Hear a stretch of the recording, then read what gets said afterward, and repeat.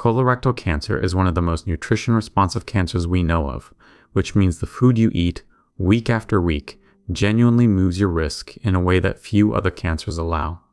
That is unusually good news, and in the next few minutes, I want to walk you through what actually matters, what is nice but optional, and the one thing that no food can replace. I am Michael Mirth. I am a registered dietitian working in oncology, and my goal here is not to scare you into a perfect diet. It is to show you a handful of practical levers you can start pulling this week. Let's start with the biggest one, fiber. In the research, every additional 10 grams of daily fiber is associated with roughly a 7% reduction in colorectal cancer risk. Most Americans get about 15 grams a day. A reasonable target is 30 or more. Now, hearing that gap, you might feel like you need to overhaul everything, but in practice, it looks like small swaps. Beans or lentils a few times a week, oats or another whole grain at breakfast, keeping the skin on your fruit, adding a cooked vegetable to dinner. Legumes, whole grains, and vegetables are the foundation here, and they work partly by feeding the bacteria in your colon, which turn that fiber into compounds that help keep the cells lining your gut healthy.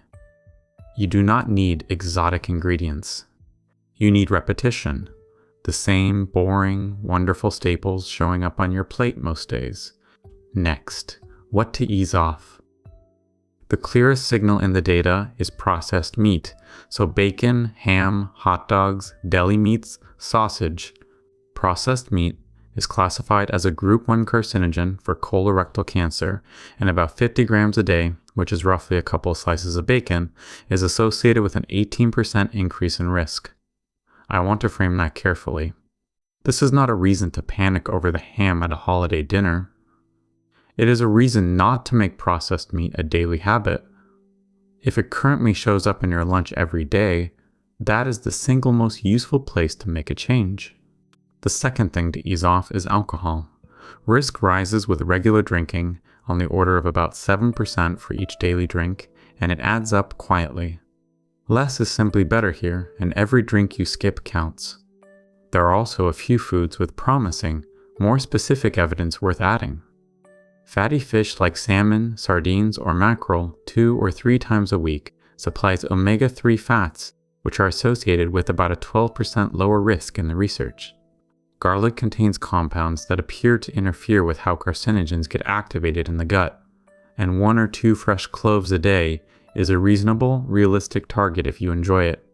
Cooked tomato products, so tomato paste and canned tomatoes in your sauces, deliver lycopene, which seems to quiet some of the growth signals that cancer cells rely on.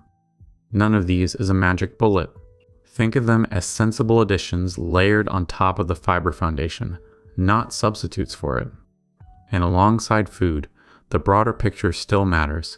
Staying active and keeping your weight in a healthy range both support the same goal, and they make everything else work better.